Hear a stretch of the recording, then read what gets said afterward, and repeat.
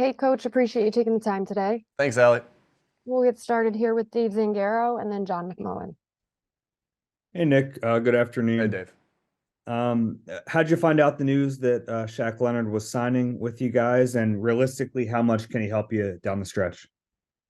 Yeah, just found out through Howie and I talked earlier today. We're obviously really excited about that, and we just feel like he adds that depth to our team that with some of the injuries that we've had there, and he had some depth to that team. With that being said, I did think Christian Ellis played a good game yesterday, but he just gives us some more depth there through a place where we've had some injuries, unfortunate injuries. Go ahead, John, and then Jeff. Hey, Nick. And now that you've gotten to look at the film a little bit, they had a lot of yards after catch, which typically they're very good at, but typically you guys don't struggle that much. What did you see when you reviewed it? Yeah, they did a good job of getting their guys some balls in space. Like, if, for instance, I thought that was a really good call by Kyle. We were in a 4-minute mode of trying to get to the quarterback, trying to create some confusion in the run game, and Kyle called the screen to Debo in that scenario. Hats off to, and they got us as far as, we're trying to sell out for the run, and they got us on a screen. So first of all, that happened, and which was accounted for a lot of the yards. And then I think it was just some uncharacteristic missed tackles. And so a tackle is kind of like when you drop a ball, right? And I'll put it on an offensive analogy. Like when you drop a ball, the analogy isn't just, or the coaching point isn't to say catch it, right? You tell them how to catch it, right? What went wrong, and so there were some fundamental things, whether it was us lunging at guys that were that are good with the ball in their hands. I think that happened a couple times. We didn't run up to the guy and break our feet down a couple times. We call that long stride, short stride. That happened a couple times, and it was just some uncharacteristic missed tackles by us, because in general we're a top 10 team as far as missed tackle percentages. And so it was just a couple fundamental things we did. And then, like I said, Kyle did a really nice job of calling some plays in the right moments that got him some big yards as well. Thanks, Nick. Go ahead, Jeff, and then Rube. Nick, several players, James Bradbury among them, mentioned how some of the defensive calls had put the players in tough spots, and then they talked a lot about the notions and pre-snap and at the snap motions, a lot of which everyone really knows about Shanahan's offense. So my question is, what could have been done in terms of the game plan coming in to combat against that? I think it's just major thing is just making sure that our detail is on, and hey, here's the job requirement for this if this look happens, and that if that look happens. It not necessarily is the answer to say do more, right? When you get a team that does a lot of different things like that with emotions and stuff like that, it's to make sure that everyone's on the same page at all times, and that's our job as coaches, to make sure that the job description is very clear. Here's what we do against a Y motion. Here's what we do against the F motion. Here's what we do against the F motion, return back. Here's what we do against the F motion and speed, hitting like a jet motion. Here's what we do with a little short motion or a shift, right? And so the answer, sometimes the answer is to add this wrinkle or add that wrinkle, but against a team that does a lot like that, it's just to make sure everybody's on the same page. And I think that's where we just didn't do a good enough job of just making sure everyone was on the same page as far as, hey, all the little different things to the different motions that they could do. And so we just have to put the players in better positions to succeed. And when I say that, like, I knew what the plan was. I knew what we were going through. So that's not by any means anything at Sean, right? That's me. I'm looking at myself in the mirror saying, hey, well, maybe this was too much here in this one. We got to describe this out a little bit more here. And so I just want to make sure everyone's clear on that. When there's a mistake like that, that falls on the head coach, right? And I know, and so that falls on me. And so, we'll be better from that. And again, it's just cleaning up some of the job description things that we know we need to get better at. We'll go to Rube and then Tim. Hey Nick, Rube. when you look at the defense's performance yesterday, do you see it as kind of an isolated game that you can flush, or a sign of maybe some issues that have been masked over the last few weeks because you had won games when maybe the defense wasn't at its best? You know, we feel like we need to play and coach better on that side of the ball. There's no doubt about it, and we feel like we need to play and coach better on the offensive side of the ball. I think special teams is doing a really nice job in a lot of things that they're doing, and we don't live in that world of like, well, we won this mask that. I think that can mask it sometimes in the outside world and in the media. But we don't live like that here. Like we address all problems. Like, in fact, you can get after guys even harsher and better after a win than you can after a loss. Like, so nobody, like, not offended by the question, Rube, but nobody lives. I definitely don't live that way, and our coaches definitely don't live that way, and our players most especially don't live that way, to say, hey, here's a mistake that happened, but brush that aside just because we won. No, we're going to attack that every time. But to the question to answer the question you just asked, we know we got to get better on the offense and defensive side of the football, and clean up some of the mistakes that we've made. And yesterday wasn't good enough on either side of the ball, and obviously that's where we were on the lopsided end of a loss. Go ahead, Tim, and then Zach. Hey Nick, what was behind the lack of the running game when things were still when the game was still in hand, or close, and why was it the right decision to have Gainwell outpace Swift in snaps? Well, to answer that second part of it first, like, Kenny's been our 2-minute back. Kenny's been our third down back in certain situations. And so your first question, I thought, as far as why were we not in the run game or in that meaningful part of the game, I think where Kenny has more plays than DeAndre is when it turns into those situations. So we had a lot of those situations at the end, which lead to those numbers being like that. But as far as the run game, we know we have to establish the run game. We know we have to be better in the run game, and that's we just have to be have things that where you get on the positive side. There was a couple times where we got behind the sticks. That doesn't mean you still can't run at that in that situation, but we got to be better as coaches. Devoting ourselves to the run game to take pressure off everybody. And so, so as we looked at it yesterday, there's no doubt that we got to do that. But part of the circumstance of the game led to the other things with DeAndre not playing as much as Kenny. But we know to get to where we want to go, and really all we think about is this next game. But we have to be better better in the run game, and get more runs called. To take some pressure off everybody. We got to do better there. Go ahead, Zach, and then Chris. Hey, good afternoon, Nick. You have a lot of connections in that Indy building. What work did you do, or what sense do you have of why it did not work out with Shaq Leonard there this year, and why do you think it's going to be different here?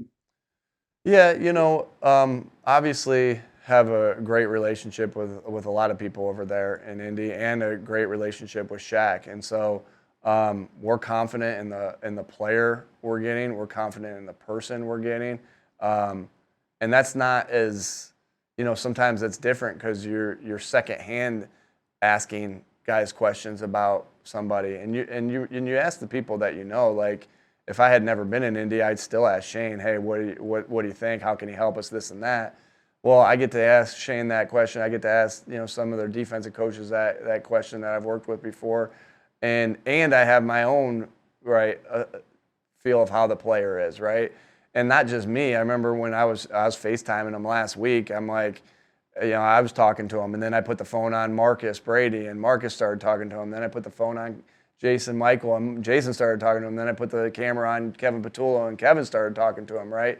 And so we all have that relationship with him as a player. And so, again, we know we're getting the right person, right leader, right, with all that. And we still have confidence in from the tape that he still can play. And he's been a high level player in this league for a very long time.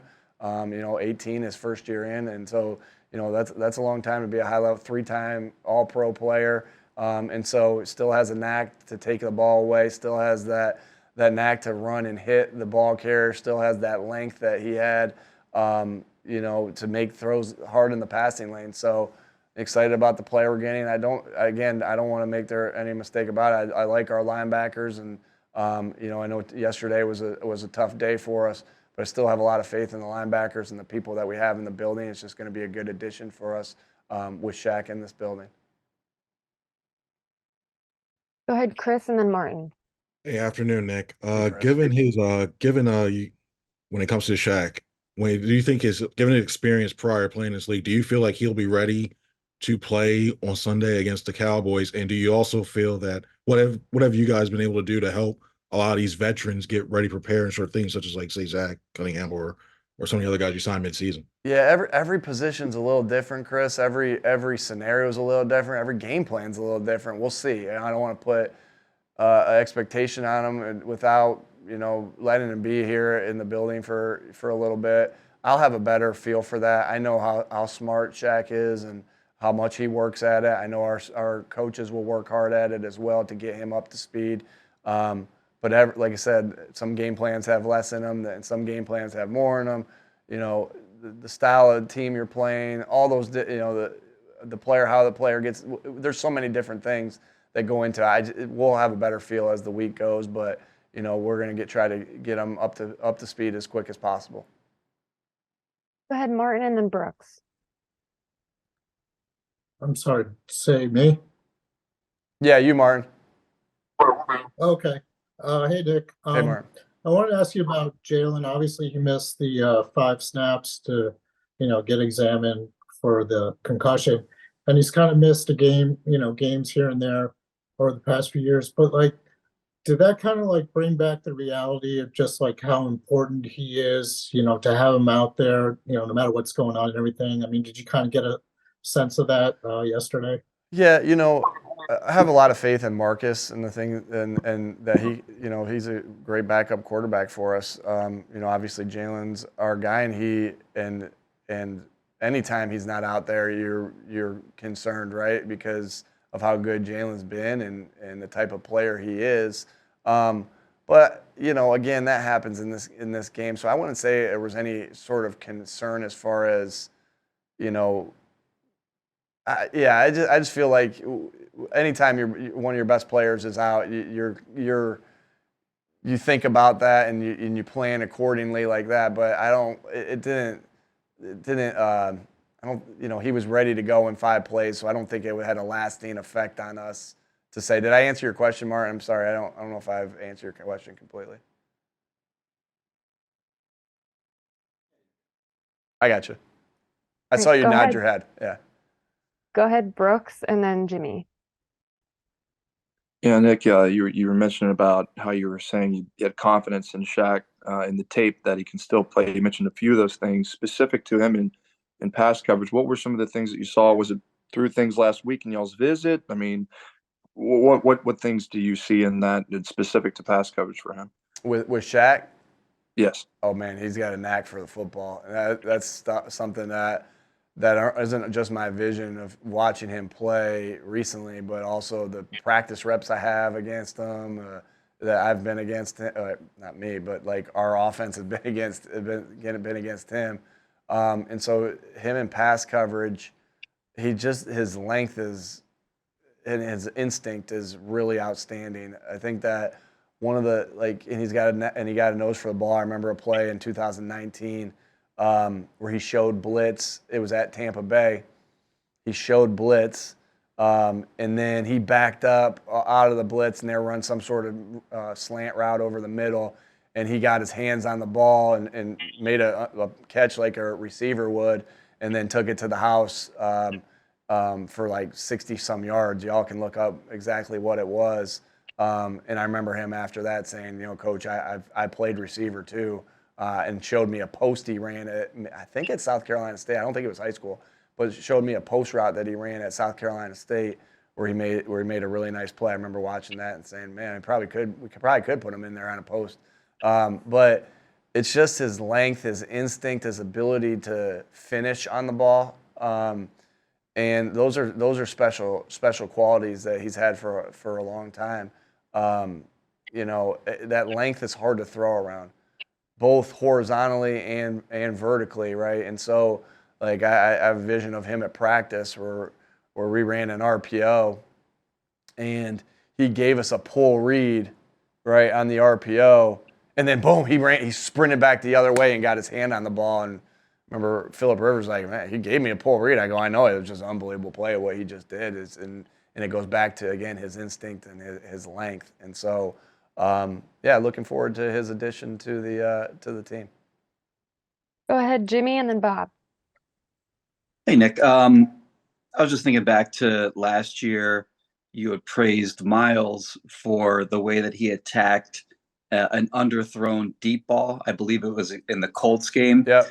And I was just curious if you were happy with the way that Quez attacked the underthrown ball by Jalen against the Niners. Which, refresh me on? Oh, that one. Slightly different play, Jimmy. Slightly different coaching point. So Miles was running a go route, and then it turned into a scramble, and it was falling over his inside shoulder. So the sideline was, as you see me pushing, his sideline was to Miles's right. The ball was coming over Miles's left shoulder. And so that's the one where we like to teach, hey, step back into him and play through the ball, or slow down and let it fall over your inside shoulder and let the defender run through your back. And that is where I think it was Zaire Franklin ran through his back on that one. And we ended up, he did a great job of slowing down and doing that.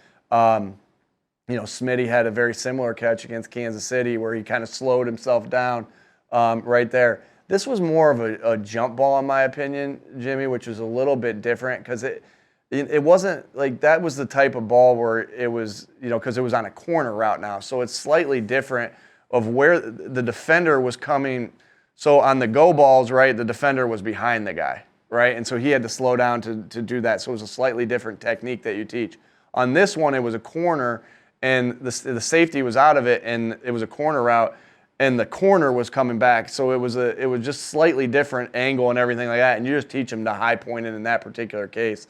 The guy made a good play. I wouldn't teach the technique any differently to Quez. I think in that scenario, the guy just made a good play. I guess what I'm saying to you is it's just not the same fundamental because of the route, because of the way the DB's coming back on it. It's a slightly different fundamental of how you would catch that football. In that case, Quez did exactly what I thought he should do. Credit to number 20 for making a play on that ball. Okay, thanks. We have time for two more, so we'll go to Bob and then Bo. Hey, I'm just curious. The two brotherly shove plays at the end of the touchdown drive. Obviously, last week Jordan Phillips had to play. Kind of concerning. Jason said what he said about that. On those two plays, if you look at the first one at the end of the play, Chase Young's kind of grabbing Jalen after the play is over, grabbing him by the horse collar, and then on the touchdown, I think it was Ward that shoved AJ at the end of the play. Is there concern that frustration from these other teams is going to lead to maybe one of your guys getting hurt because these guys are frustrated? So what Chase Young did was legal. If you look at the rules, anything inside the tackle box, 3 yards from the line of scrimmage and 3 yards past the line of scrimmage, they're allowed to yank a horse collar. So I don't take any, like, he's just trying to make a play to keep Jalen out of the end zone. That and then the other one, we've had that same thing happen if you look back at in the Super Bowl, that same thing happened with Zach Pascal and I want to say McDuffie or somebody. They got into that little. They just got into that little pushing match there. It's very similar to what happened with Ward and AJ. So I'm not concerned about that. I'm really not. I think the players in this league do a good job of playing their butts off, but also they know the livelihood of the players, and I don't think anyone's trying to do anything cheap out there. I really don't.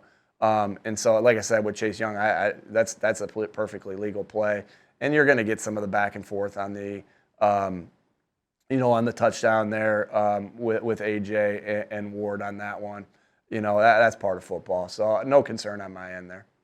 And the one other thing I want to ask you is, did you apologize to Kyle after the game? There was some talk about that, I guess, about the Dom incident.